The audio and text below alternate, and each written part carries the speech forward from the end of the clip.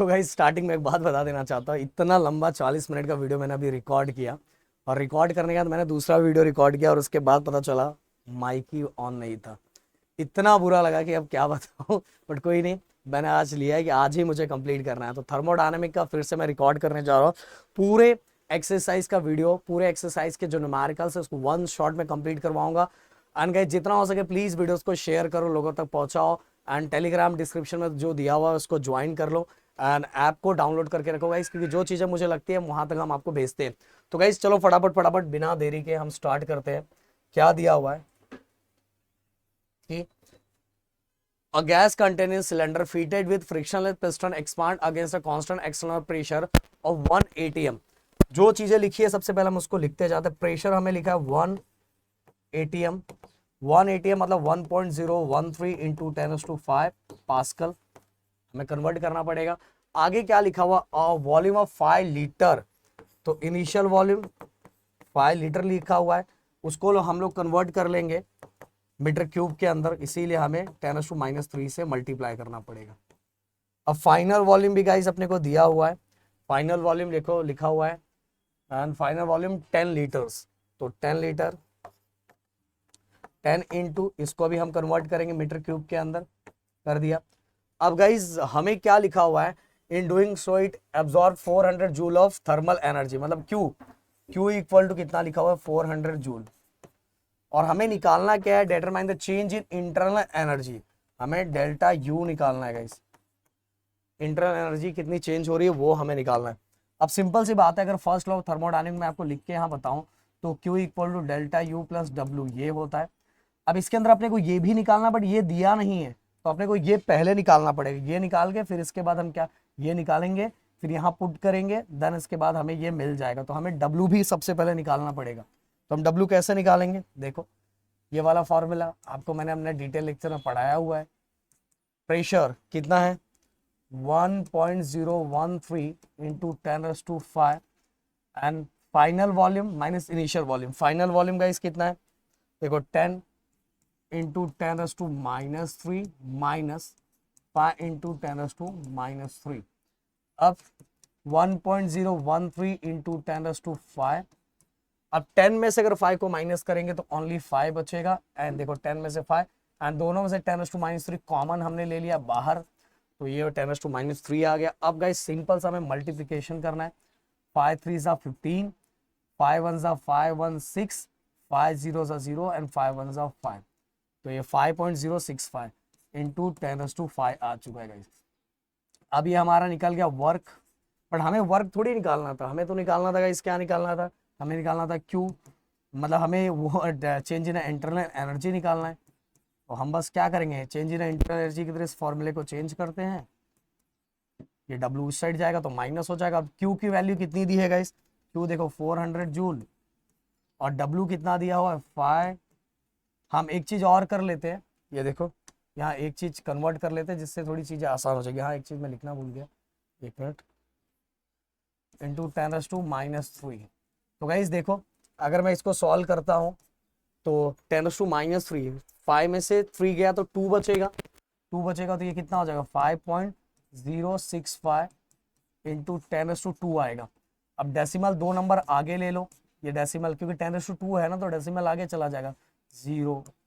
Okay 506.5 हो गया। अब मैं यहाँ डायरेक्ट पुट कर देता हूँ, देखो क्या आ गया 506.5। अब अगर इसको माइनस करोगे तो डायरेक्ट माइनस दिख रहा है गाइस 506, मतलब इसमें 506 में से 400 माइनस करूंगा तो 106.5 आ जाएगा जूल, क्योंकि एनर्जी है। ये हमारा निकल गया, आराम से हमने एक झटके में निकाल दिया। चलो अगले क्वेश्चन की तरफ बढ़ते हैं। अगला क्वेश्चन अपना क्या लिखा हुआ है गाइस, अगर मैं यहाँ आपको बताऊं तो system release 130 kilo joule of heat. चलो आप जाओ जाओ जाओ जाओ, मम्मी को बोलो इसको लेके जाने के लिए, जाओ जाओ जाओ जाओ घर पे जाओ। System release 130 kilo joule of heat.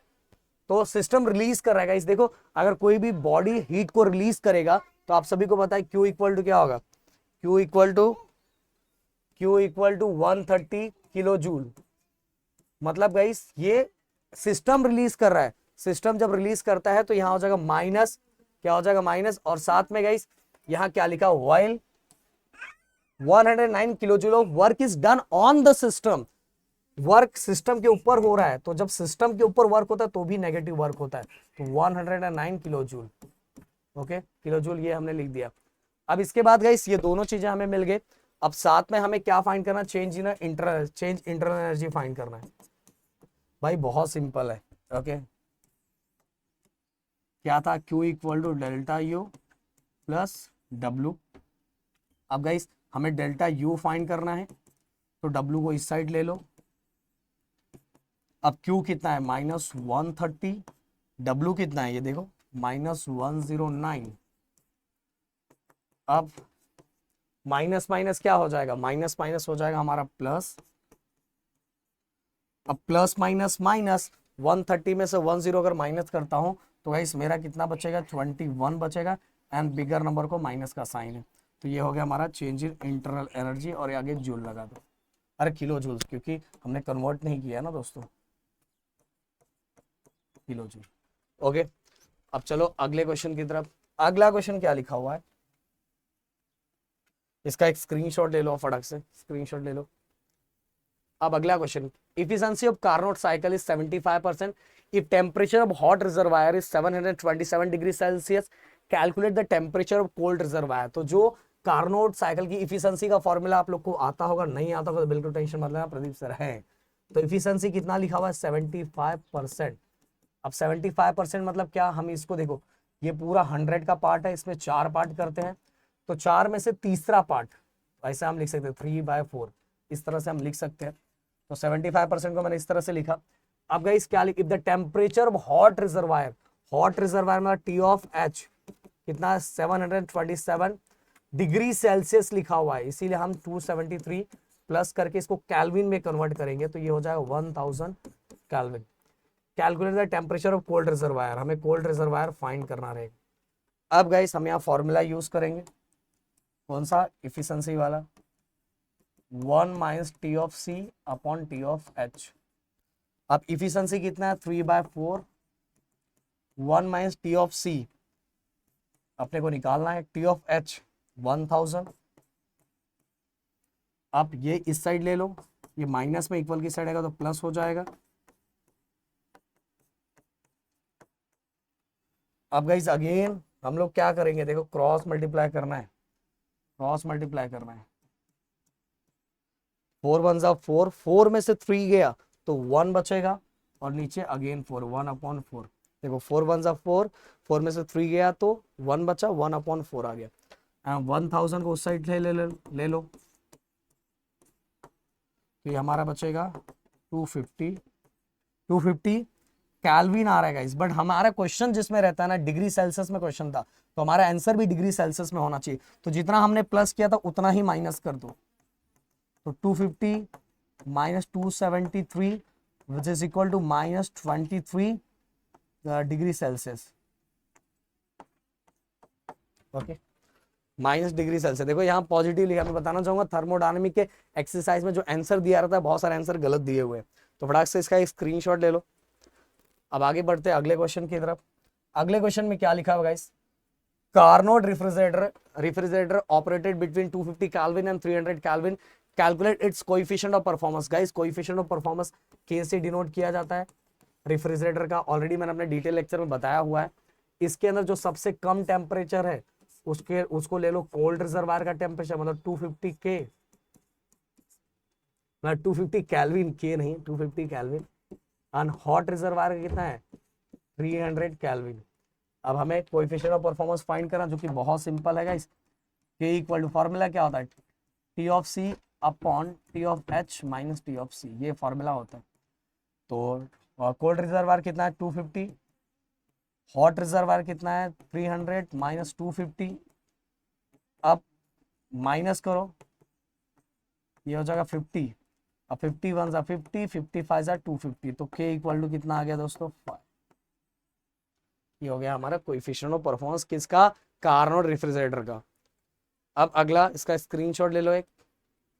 अगला क्वेश्चन गाइस बहुत ज्यादा सिंपल है ये तो आप भी बता सकते हो मुझे, बस इसके अंदर एक चीज याद रखो क्या लिखा हुआ, an ideal gas is taken through an isothermal process. Isothermal process के अंदर याद रखो जिसके अंदर भी टेम्परेचर कांस्टेंट होता है उसके अंदर इंटरनल एनर्जी चेंज नहीं होती, क्योंकि टेम्परेचर कांस्टेंट है, चेंज ही नहीं हो रहे, तो इंटरनल एनर्जी कैसे चेंज होगा, ये मैंने अपने डिटेल लेक्चर में बताया हुआ है। इसलिए delta U equal to 0 if it is does 2000 joule of work अपने को कितना लिखा 2000 अब साथ में हमें क्या निकालना, how much heat is added, मतलब क्यू निकालना है।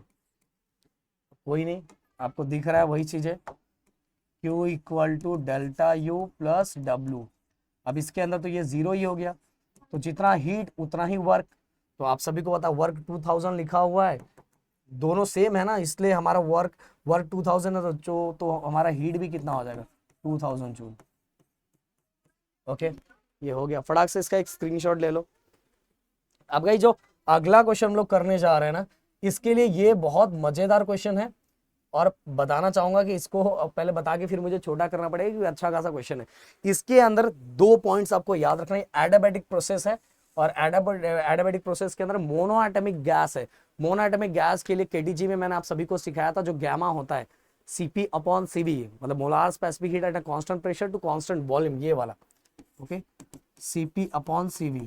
ओके, जो इसकी वैल्यू होती है मोनो एटॉमिक गैस के लिए, वो होता है गैमा की वैल्यू 5/3। अब एडियाबैटिक प्रोसेस है, एडियाबैटिक प्रोसेस के अंदर कुछ कंडीशन दिया हुआ है गाइस, एडियाबैटिक प्रोसेस के अंदर कुछ कंडीशन दिया हुआ, क्या लिखा हुआ, final temperature twice of initial temperature. Okay, ये देखो लिखा हुआ है final temperature twice its initial temperature, what is the ratio of final pressure to initial pressure, final pressure to initial pressure, ये अपने को रेशियो फाइंड करना है, ये फाइंड करना। और साथ में गैमा की जो वैल्यू है, तो मैं आपको बता देना चाहता हूँ मोनोएटॉमिक के लिए 5/3 होता है। अब गाइस इसको मुझे छोटा करना पड़ेगा, अब आपको बुक ले लेना पड़ेगा, क्योंकि गाइस ऑलरेडी जो क्वेश्चन है, क्वेश्चन बहुत वैसे रोती रहती है।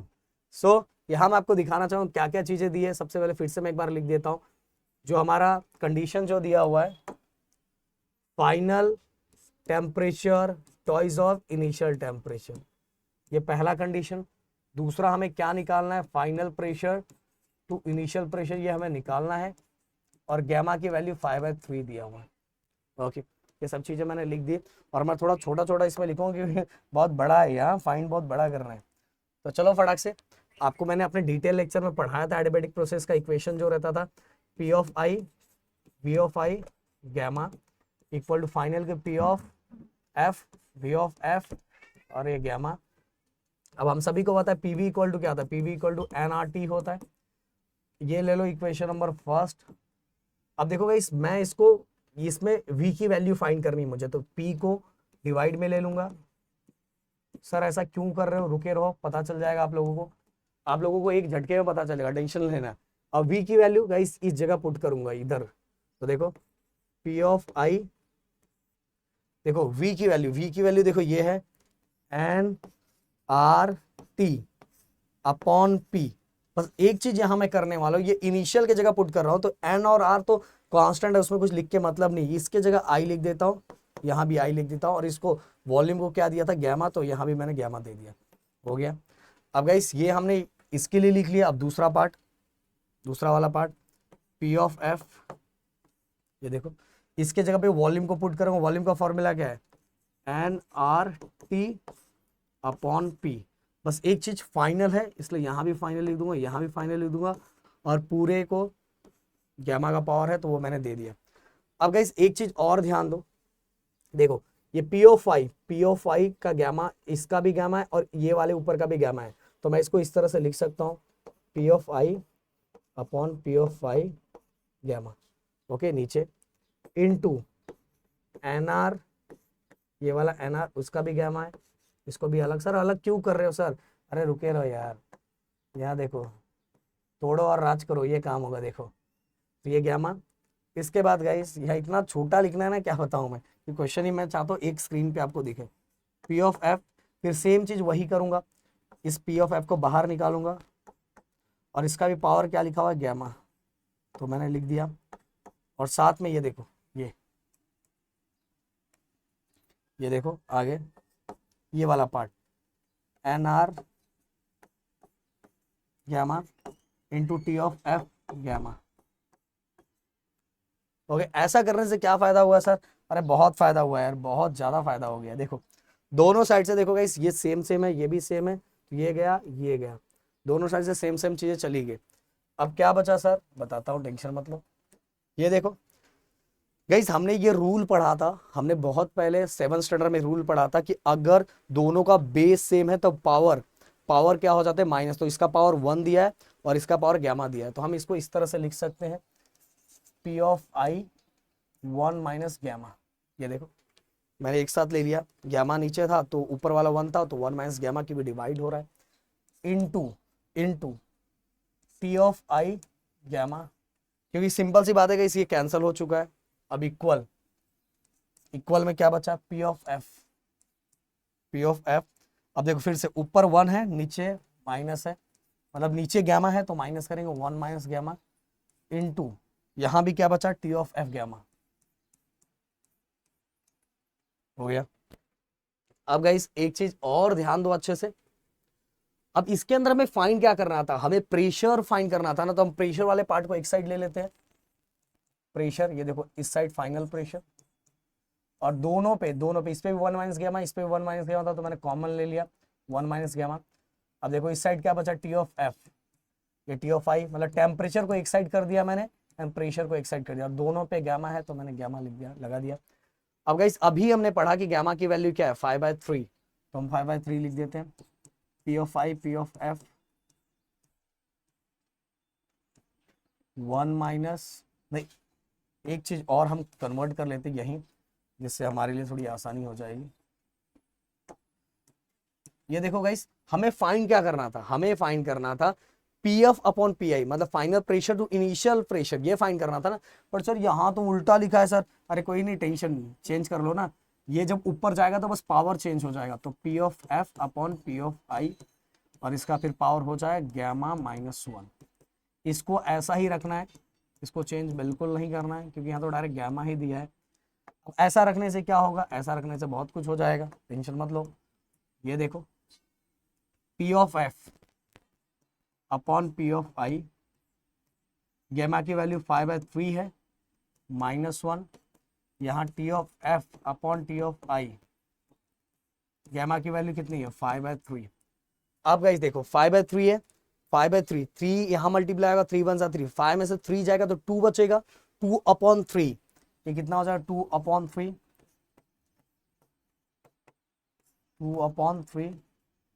देखो 3 में 3 1 3, 5 में से 2, 5 में से 3 गया तो कितना बचेगा? 2/3। और ये देखो ये गाइस, ये T F upon T I, ये देखो अपने को एक इक्वेशन दिया था, final temperature twice of initial temperature. अगर मैं इसको डिवाइड में लेके आ जाता हूँ इसको, तो इक्वल टू कितना आ जाएगा? इक्वल टू कितना आ जाएगा? 2 आ जाएगा ना, इक्वल टू 2 आ जाएगा। तो गाइस ये इसके जगह पे डायरेक्ट मैं 2 लिख सकता हूँ, 2 ऑफ 5/3 हो गया। अब मैं क्या करूंगा? सिंपल सा दोनों साइड लॉग अप्लाई कर देता हूँ, दोनों साइड लॉग अप्लाई कर दूंगा तो मेरी कहानी एकदम आसान हो जाएगी और सिंपल हो जाएगी, बहुत ज्यादा आसान।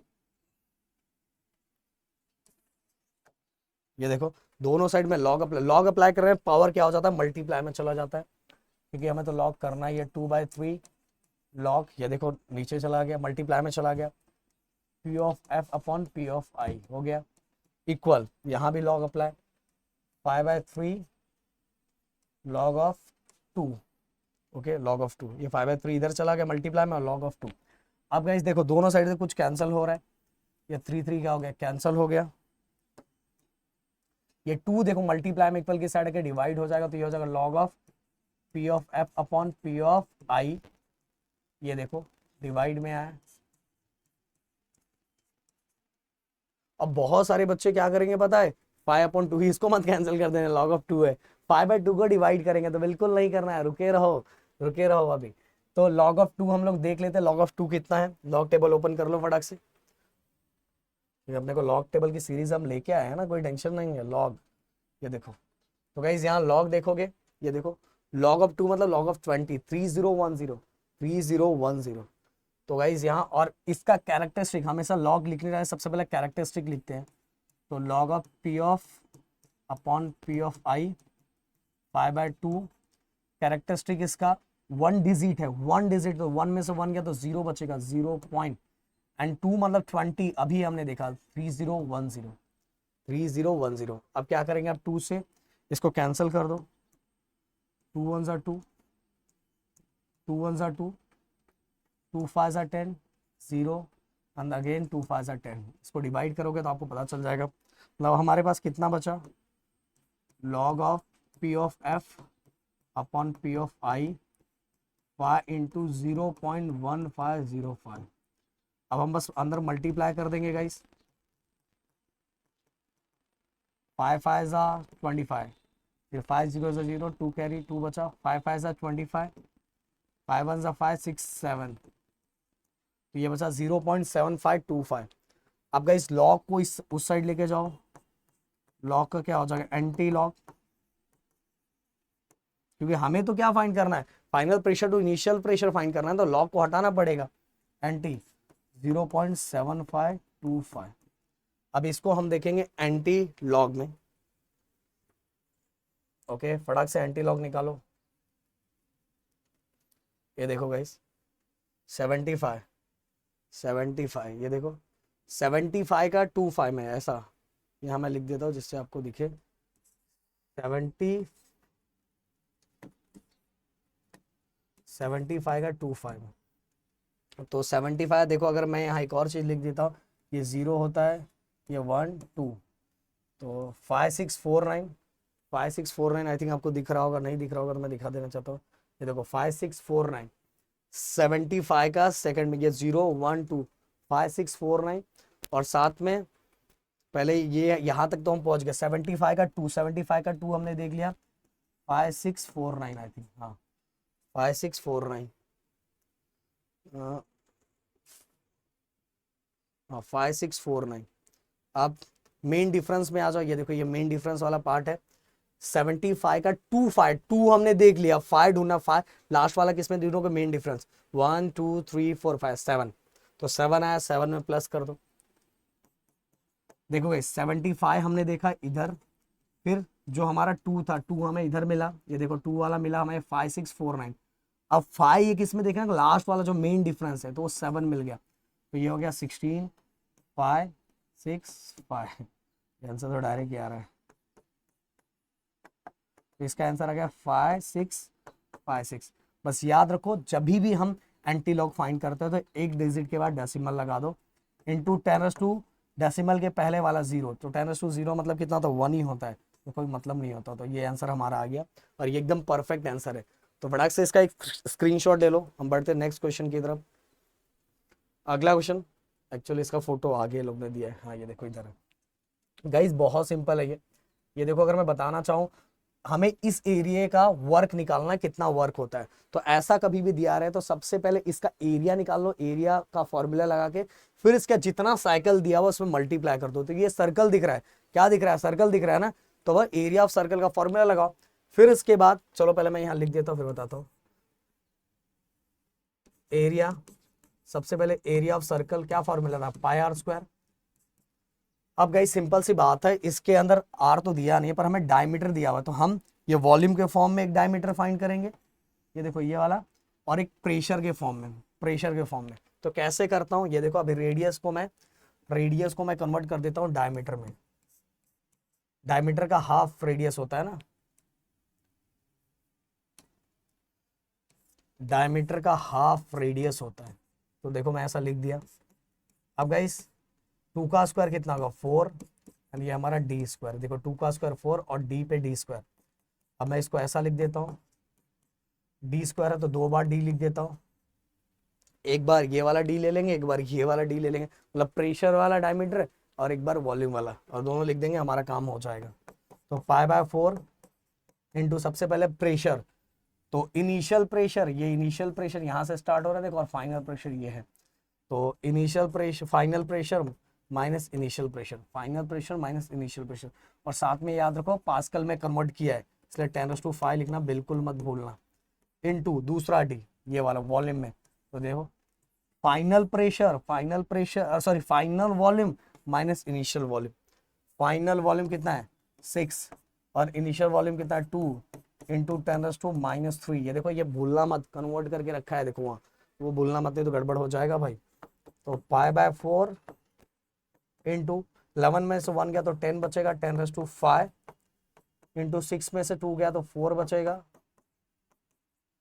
अब गाइस दोनों साइड से 4 4 गए कैंसिल, कितना बचा हमारा पाई इंटू देखो 10⁵ में से 5 में से 3 माइनस हुआ तो कितना बचेगा 2 2 बचा।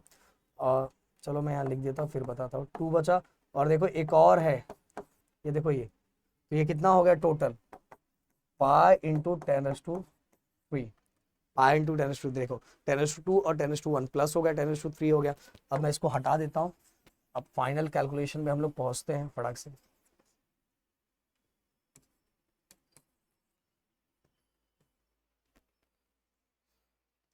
तो गाइस अब क्या लिखा हुआ पहले मैं ये कैलकुलेट कर लूँ, पाई इंटू 10⁻3। तो पाई की वैल्यू कितनी 3.142 इंटू 10⁻3, तो प्लस में 10⁻3 है इसलिए डेसिमल 3, देखो यहाँ डेसिमल 1 2 3 आगे चला जाएगा। तो ये हो गया हमारा, ये हमने एरिया निकाले, बट हमें एरिया थोड़ी निकालना था, हमें टोटल वर्क निकालना है, टोटल वर्क निकालना है। मैंने बोला वर्क, एरिया जो निकाला वही वर्क है, बस जितना साइकिल है उससे मल्टीप्लाई कर दो। तो 25 साइकिल है, 25 साइकिल ये दिख रहा होगा 25 साइकिल, थोड़ा हम मल्टी बड़ा कर देते हैं, ये देखो।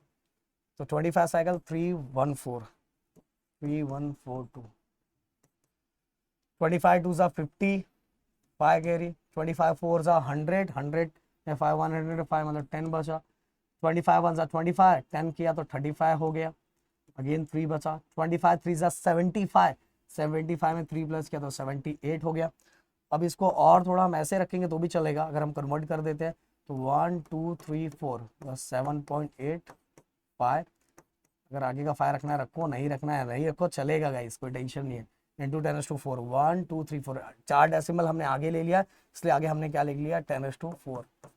ओके 7.85 इंटू 10⁻4 जूल हो गया, हमारा आंसर आ गया। अब गाइस लास्ट क्वेश्चन, ओहो इतना दुख हो रहा है क्या बताऊं मैं यार आज मेरे 3 वीडियो खराब हो गए, ये दुख बयान नहीं कर सकता चलो आगे A to B गाइस, हमें क्या लिखा हुआ, system is taken to its final state from initial state in hypothetical path as shown in a figure, calculate the work done in each case. हर केस का हमें वर्क डन फाइंड करना है, A to B, B to C, C to D and D to A, हर का। तो सबसे पहले from A to B, A से B का फाइंड करते हैं। देखो गाइस मैंने अपने उसके अंदर आप लोगों को बताया था, अपने उसके अंदर आपको बताया था, अपने वर्क के अंदर आप सभी को बताया था कि अगर सीधे जा रहा है, देखो ये ऐसा बढ़ रहा है मतलब वॉल्यूम चेंज हो रहा है, बट प्रेशर एक ही जगह पे है, मतलब प्रेशर कांस्टेंट है, ये आगे की तरफ बढ़ रहा है, आगे की तरफ बढ़ रहा है, मतलब एक्स एक्सिस पे वॉल्यूम है तो वॉल्यूम चेंज हो रहा है, और वॉल्यूम चेंज हो रहा है मतलब वर्क होता है। तो ये फॉर्मूला आपको याद होगा, प्रेशर के लिए याद रखो ये गाइस, ये इस पे याद रखो, फिगर पे दिया रहता है तो हमें पास्कल में कन्वर्ट करके दिया है। अब इस पॉइंट का हम लोग फाइंड कर रहे हैं, तो यहाँ प्रेशर कितना है 6, तो 6 इंटू 10⁵, 6 इंटू 10⁵। अब फाइनल चेंज इन वॉल्यूम, ये देखो final volume minus initial volume, तो 6 माइनस 2, 6 में से 2 गया तो 4, 6 4 24 इंटू 10⁵ जूल, ये वर्क निकल गया। फिर again from B to C, ये देखो गाइस, ये एक ही पॉइंट पे है, वॉल्यूम पे एक ही पॉइंट पे है, वॉल्यूम पे एक ही पॉइंट, और जहां वॉल्यूम कांस्टेंट होता है वो वर्क बिल्कुल जीरो होता है गाइस, वर्क जीरो होता है। फिर भी मैं यहाँ लिख देता हूँ ऐसा, ओके PdV, पर यहाँ वॉल्यूम चेंज ही नहीं हो रहा है तो वर्क जीरो है, तो W इक्वल टू क्या आ गया 0। एंड अगले केस की अगर मैं बात करूं, अगला जो हमें दिया हुआ है, अब जो हमारा रहा C to D, from C to D, okay यहां से यहां आ रहा है, याद रखो यहां से यहां आ रहा है C to D, ये दिमाग में रखना। तो सेम वैसा ही work pressure into change in volume, pressure guys ये देखो इस केस के लिए प्रेशर कितना है 2 इंटू 10⁵, ये पास्कल नहीं बोलना है। अब चेंज इन वॉल्यूम गाइस याद रखो यहां से यहां आ रहा है, तो ये फाइनल वॉल्यूम है, ये इनिशियल वॉल्यूम है, तो इस केस में फाइनल वॉल्यूम 2 है और इनिशियल वॉल्यूम 6 है। बहुत सारे लोग इसको उल्टा लिखते हैं जिससे गलत हो जाता है उनका। तो 2 इंटू 10⁵, 2 में से 6 गया तो -4 बचेगा एंड 4 2 सा 8 10⁵। तो ये हमारा वर्क हो गया। ओके, इसको भी जूल में लिख दो। अब गाइस अगला ये वाला केस तो फिर से ऐसे ही दिख रहा है, देखो ऊपर ही जा रहा है बट एक ही पॉइंट पे है और एक ही पॉइंट पे मतलब वॉल्यूम क्या है, कांस्टेंट है। तो from D to A work equal to pressure into change in volume, ये पूरा का पूरा पार्ट क्या हो जाएगा, 0 हो जाएगा।